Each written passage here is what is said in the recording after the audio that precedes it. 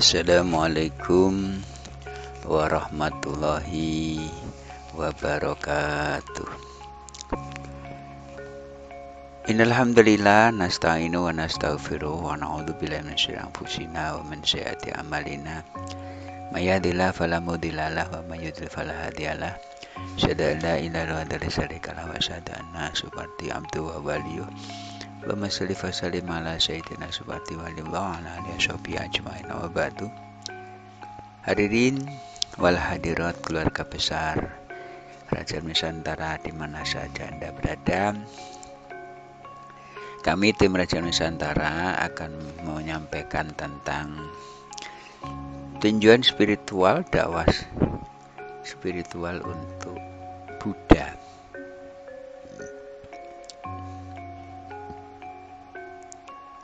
Dakwah spiritual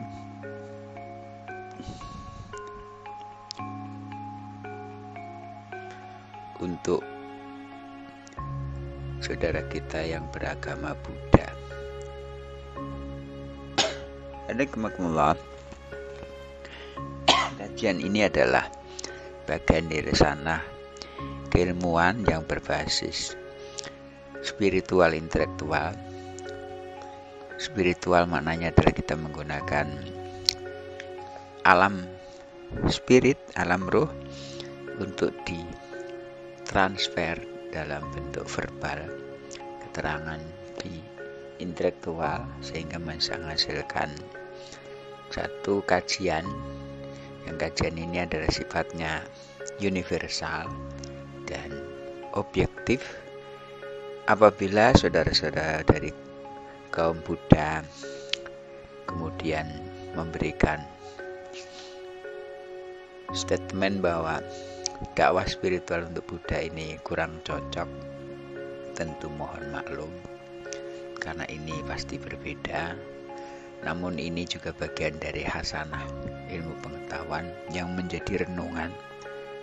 Mungkin ini juga belum pernah ada kajian spiritual untuk Buddha ini, dakwah spiritual untuk Buddha ini yang kelak nanti menjadi aspirasi generasi dan juga bisa kita diskusikan untuk lebih dalam lagi tentang kebenaran spiritual, dan minimal adalah info-info baru yang mungkin untuk info ini akan menjadi apresiasi kebaikan untuk semua, dan kelak juga kita bisa mengambil satu keputusan yang rasional namun tidak bertentangan dengan spiritual untuk realitanya adalah untuk kebaikan dalam kehidupan. Alhamdulillah, kita mulai dari agama Buddha dari sisi Tuhan, kemudian kitab suci,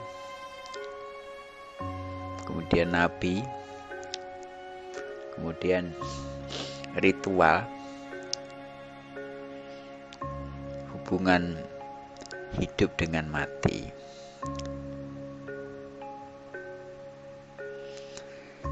Tuhannya di dalam agama Buddha ini tidak ditemukan.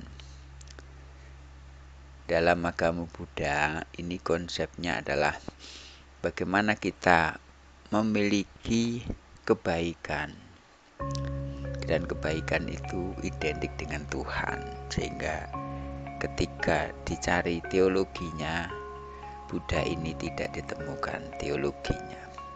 Kemudian kalau ditinjau dari kitab ini, kitabnya namanya Tripitaka. Kitab Tripitaka ini adalah hasil renungan dari sang Buddhis yaitu Siddhartha Buddha Gautama.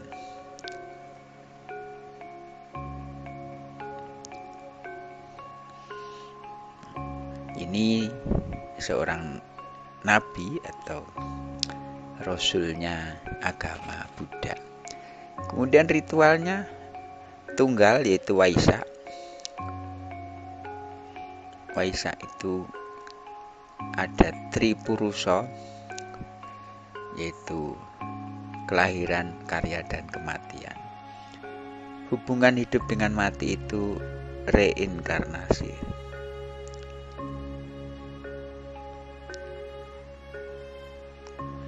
Hidup akan kembali ke alam.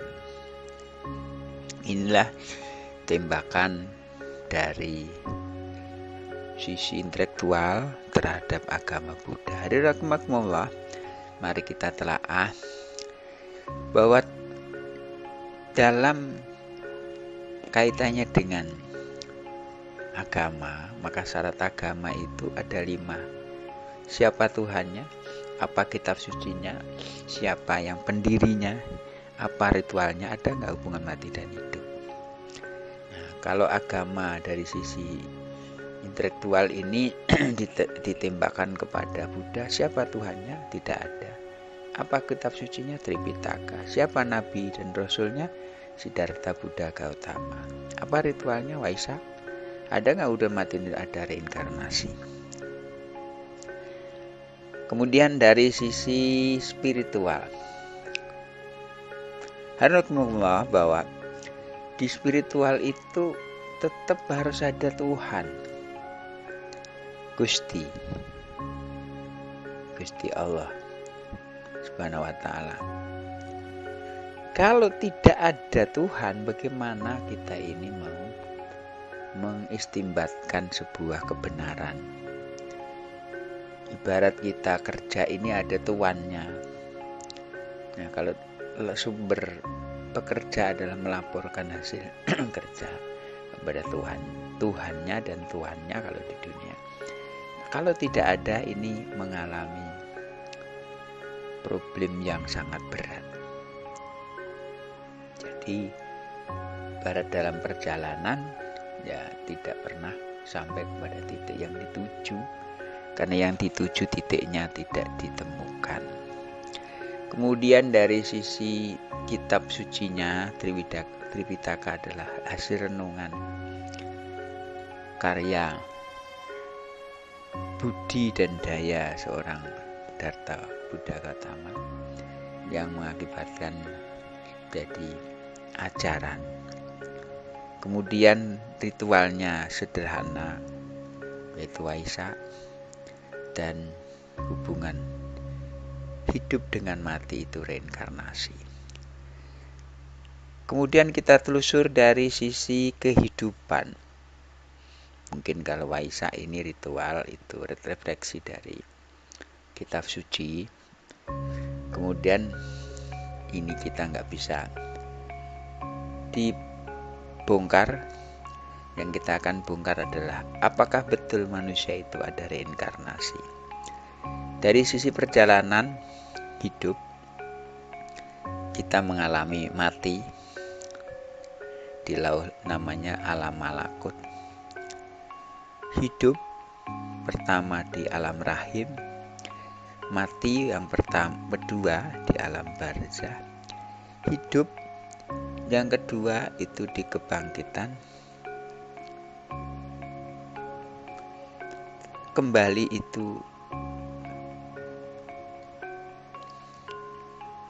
itu adalah terakhir surga neraka.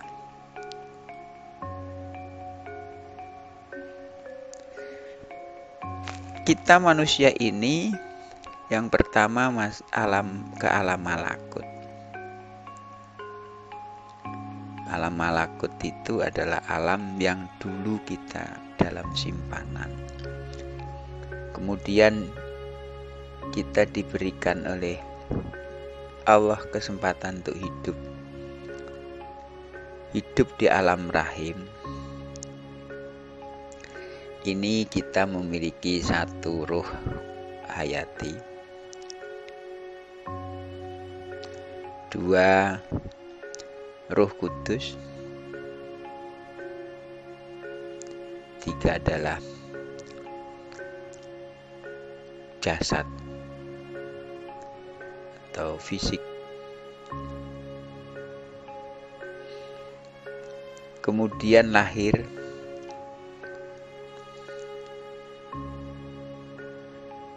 dunia ini memiliki roh hayati, kemudian Roh Kudus, kemudian memiliki fisik, kemudian memiliki jiwa, kemudian memiliki nafsu, memiliki akal. Fisik atau biologi, jiwa atau psikologi, nafsu atau emosional, akal atau intelektual. Hanakumullah. Jadi kalau dalam hidup kita di dunia ini, masuk ke alam dunia ini, roh hayati itu ketika sperma ketemu ovum di alam rahim. Maka di alam rahim itu roh hayati, sperma ketemu ovum, kemudian waktu 4 bulan ditiupkan Roh Kudus, kemudian 5 bulan, 6 bulan, 7 bulan, 8 bulan, 9 bulan, 10 hari lahir dengan fisik. Nah, setelah lahir di dunia, kita punya bawaan roh hayati, Rohul Kudus, kemudian kita punya fisik. Nah, di alam dunia ini dilengkapi dengan psikologi, emosional, dan intelektual. Yang dulu di alam rahim, psikologi, emosional, intelektual atau jiwa, nafsu, dan akal belum berfungsi. Kemudian mati. Mati ini berpisahnya roh hayati dengan jasad.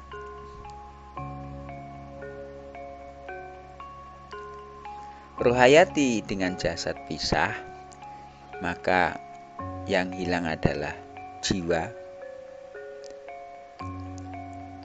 kemudian nafsu,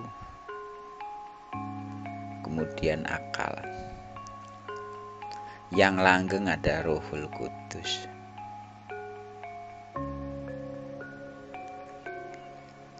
Hanakumullah. Jadi kalau orang meninggal itu roh hayati pisah dengan jasad, maka yang hilang bersama kematian adalah jiwa, nafsu, akal. Yang masih jalan itu adalah Rohul Kudus. Dan Rohul Kudus ini yang nanti akan dibangkitkan. Dan ini yang akan menuju akhir perjalanan, yaitu surga atau neraka.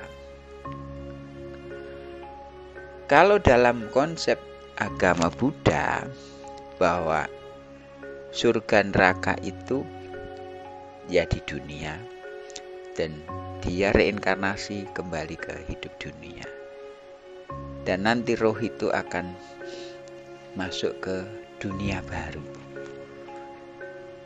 Ini bertentangan dengan perjalanan hidup manusia, bahwa Rohul Kudus itu ada perjalanan lebih jauh, yaitu kebangkitan menuju surga dan neraka. Hanakumullah.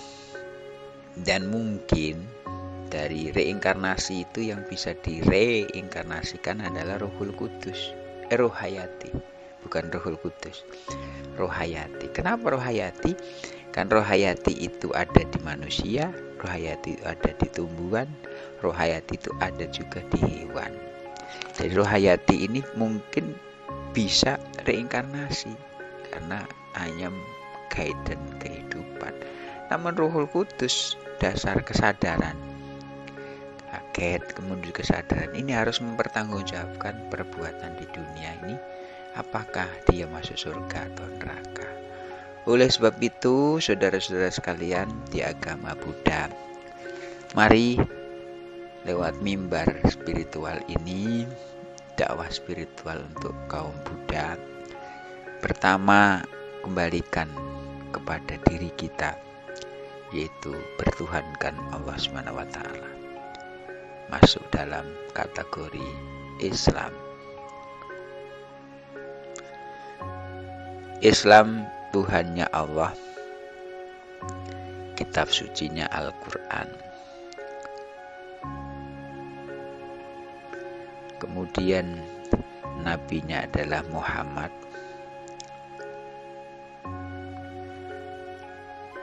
Kemudian ritualnya itu adalah sholat,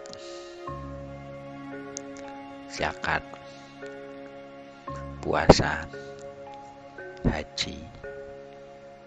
Kemudian konsep hidup dan mati itu ada surga versus neraka. Siapa yang masuk surga? Fa'ama man thaqulat mawazinu fahuwa fi syati radiyah. Siapa yang amal baiknya lebih banyak daripada amal buruknya, maka dia masuk surga. Siapa yang masuk neraka? Wa amma man khafat mawazinu fa ummuhu hawiyah. Siapa yang amal baiknya lebih sedikit daripada amal buruknya, maka dia mendapatkan neraka hawiyah.